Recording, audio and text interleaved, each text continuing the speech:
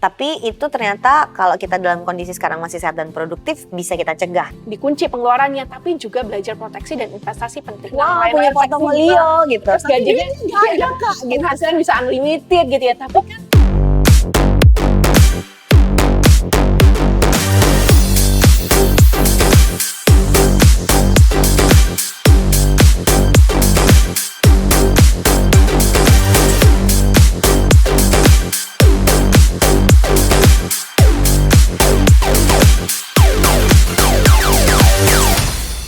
Welcome back to Financial Clinic. Saya Ligwina Hananto, Lead Financial Trainer di Kiam Financial, bareng sama Wulan Sari, Financial Trainer juga di Kiam Financial. Hari ini kita topiknya seru banget, from zero to hero. 3 tips menuju kaya, tetap ya menuju kaya. Tapi ini di era gig economy. I see. Lagi ngetop banget tuh emang sebenarnya gig economy. Ya. Banyak banget sih istilah baru yang muncul, terutama si gig economy ini. Tapi sebenarnya apa sih Lan gig economy ini, kelebihan kekurangannya kalau banyak anak muda pengen masuk ke dalam gig economy?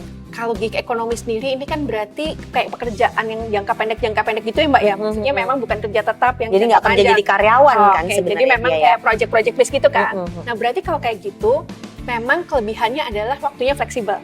Kalau udah berkeluarga bisa sambil ngantar anak, ngurusin kerjaan rumah dan lain-lain. Jadi fleksibel banget. Ngegas, ngeremnya bisa diatur sendiri. Ya, sendiri. bisa diatur sendiri. Kalau lagi memang butuh banyak ya udah berarti kerja lebih keras gitu ya. Lebih nyari-nyari mungkin berasa gitu ya Mbak. Lebih nyari-nyarinya gitu ya. Nyari-nyari projectnya akan lebih giat lagi. Nah, terus juga salah satu kelebihannya nih Mbak sebenarnya, kita bisa milih kan mau kerja sama project-project yang kita suka. Mau kerja sama orang-orang yang kita suka aja. Bisa milih sebetulnya. Ya, itu bisa milih. Kalau nggak BU ya. Ya, asal nggak BU. Gitu. Tapi itu sebenarnya salah satu yang menurutku yang aku jalanin juga gitu kan.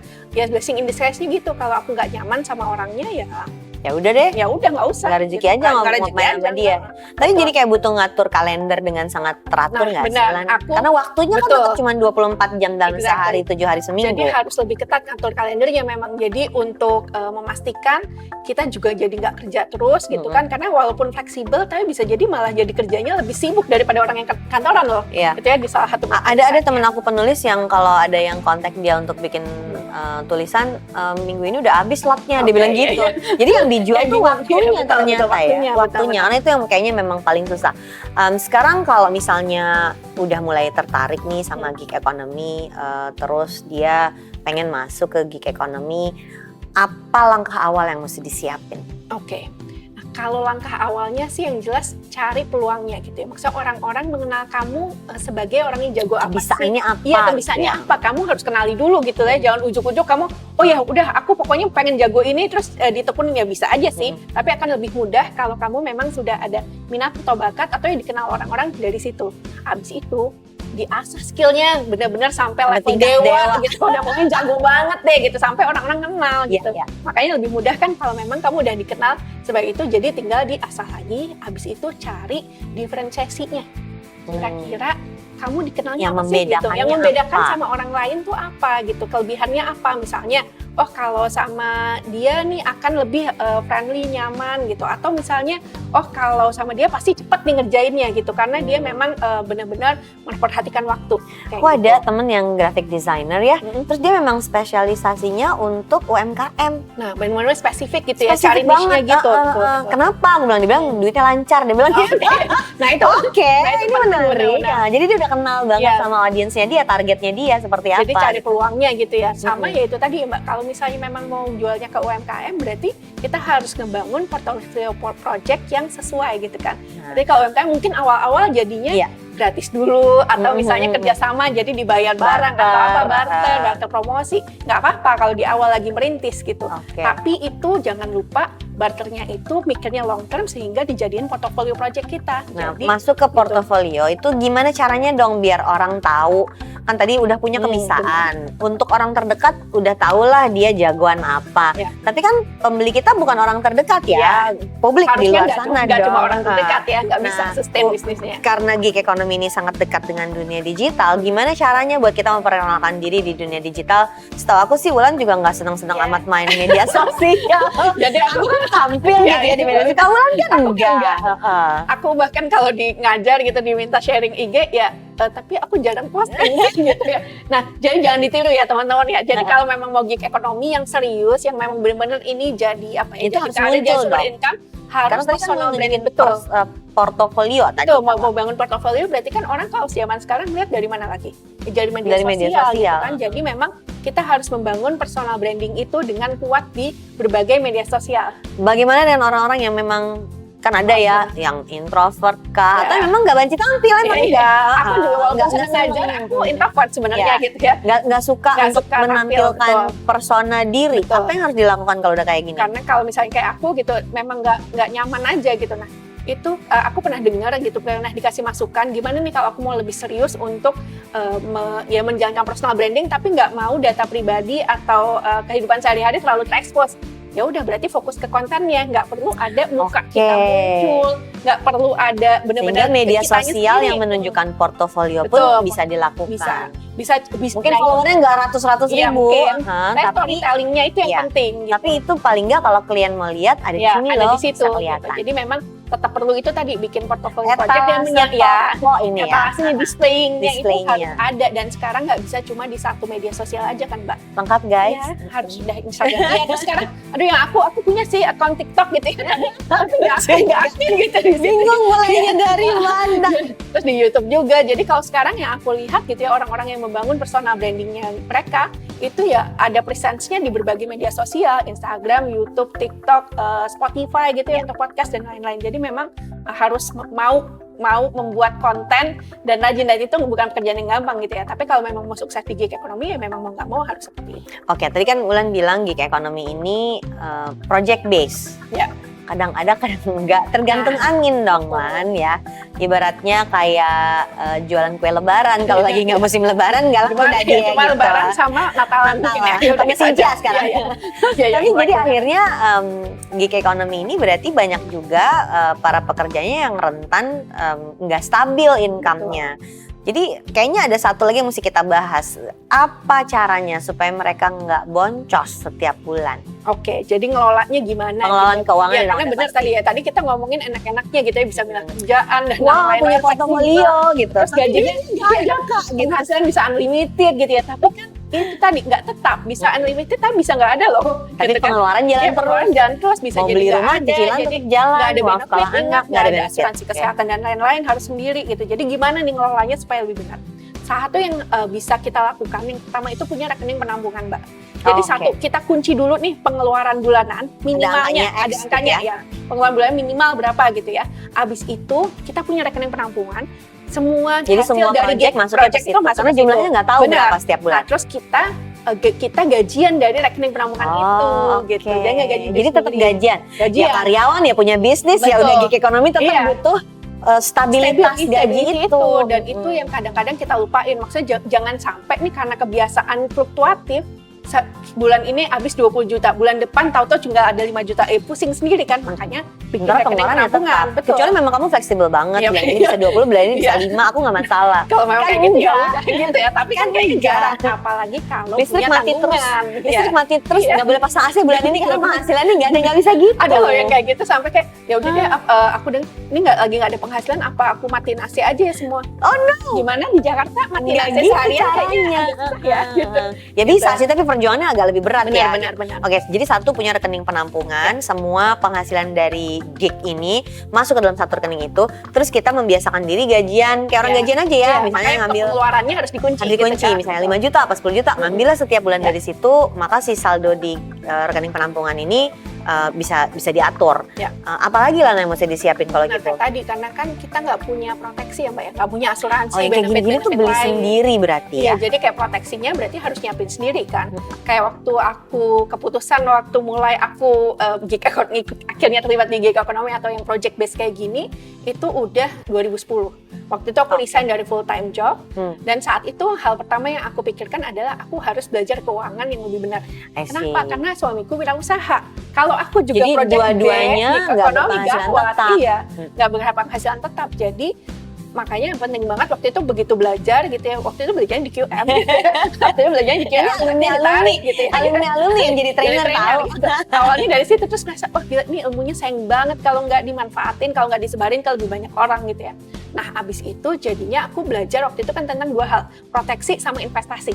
Jadi bukan hanya dikelola kayak tadi kan, kelolanya dengan rekening penampungan, punya dikunci pengeluarannya, tapi juga belajar proteksi dan investasi penting. Karena harus diupayakan sendiri. Benar. Kehilangan fasilitas dapat dari kantor pada saat tadinya. jadi karyawan. Betul. Ya. Oke. Nah sekarang sih oke, ada BPJS Kesehatan, tapi apakah kita memang cukup dengan BPJS Kesehatan aja? Kalau iya nggak apa-apa. Tapi kalau enggak berarti kita harus punya, paling tidak kan yang wajib semua orang punya, proteksi apa? Dan ini yang sering orang Kesehatan, lupa gitu kan. ya, asuransi Iya. kesehatan beli sendiri itu harganya beda. Betul, Waktu kita harganya beda. jadi karyawan Ya. dibayarin Bukan di semuanya. kantor.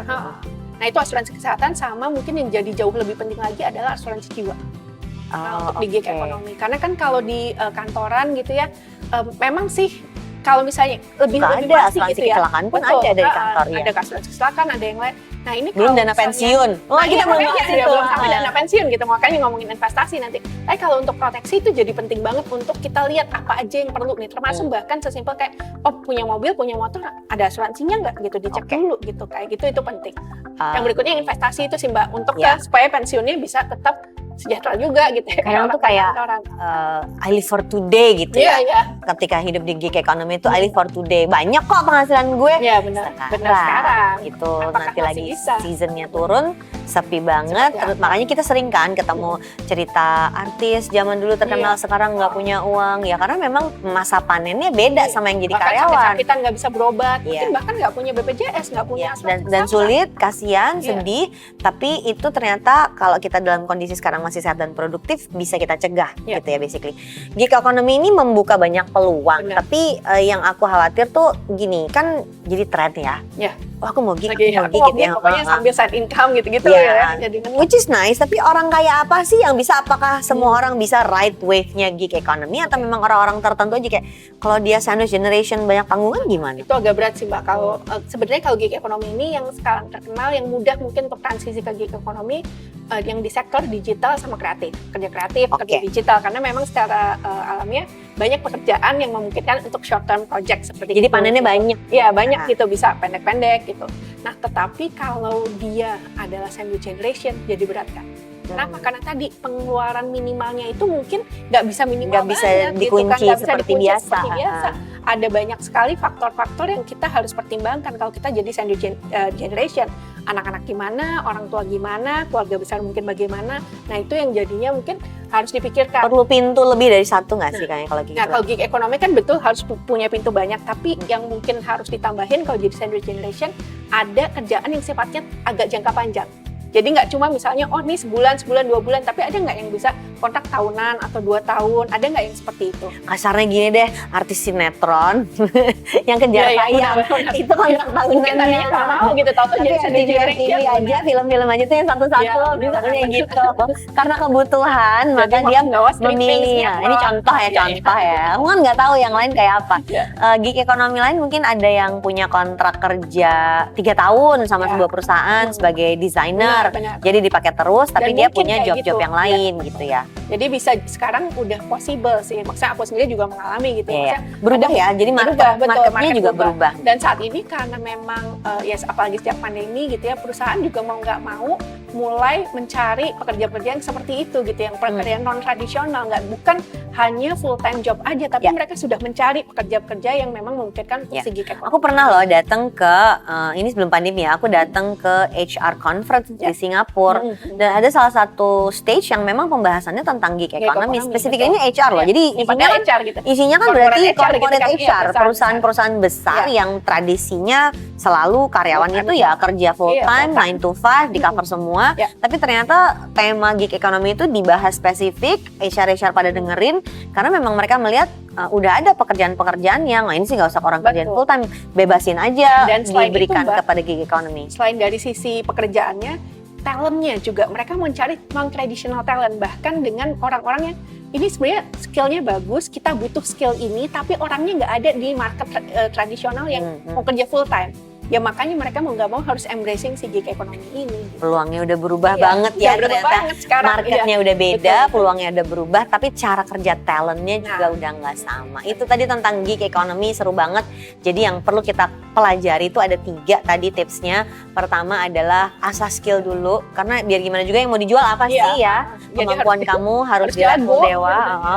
Kalau menurut kamu udah jago, paling enggak orang sekitar kamu menganggap dia Ya. tuh jagonya ini. Mungkin ini bisa jadi peluang si kebiasaan kamu itu yang bisa kemudian dikembangkan di gig economy. Tapi untuk bisa dikenal supaya apa ya? Ini kan kayak jualan sebenarnya Iya, kan. benar, Untuk benar. bisa oke, jasa aku bisa dijual, maka harus ada kayak portofolio digital yang bisa ditunjukkan, tes Etalasenya media tadi sosialnya yang- yang mana etalase tokonya, apakah itu di Instagram atau di TikTok atau bahkan di LinkedIn yang bisa menunjukkan bahwa Kak bisa aku ini nih, ternyata aku jagoannya ini nih. Atau di platform-platform tempat orang mencari pekerja freelance juga suka ada betul. ya Banyak sekarang ya. sekarang udah Itu banyak banyak. banget Jadi bisa platform naruh yang- juga portofolio di situ. Dan yang terakhir tentu saja karena cara menghasilkan uangnya beda, cara ngelola uangnya nggak bisa sama. Gig economy ini di satu sisi dipuja-puja Ya. karena membuka pekerjaan baru, banyak pekerja kreatif di situ. Tapi ada sisi darknya menurut Ya. aku adalah berarti kamu semua melakukan ini sendiri. Rentan sama sakit karena nggak punya mental batas health waktu juga. kerja, pagi siang malam nggak kenal lelah, padahal sebetulnya kan jamnya tetap sama ya. Jadi penting untuk ngatur di kalender kamu kapan kamu nggak boleh kerja, itu menurut aku juga penting.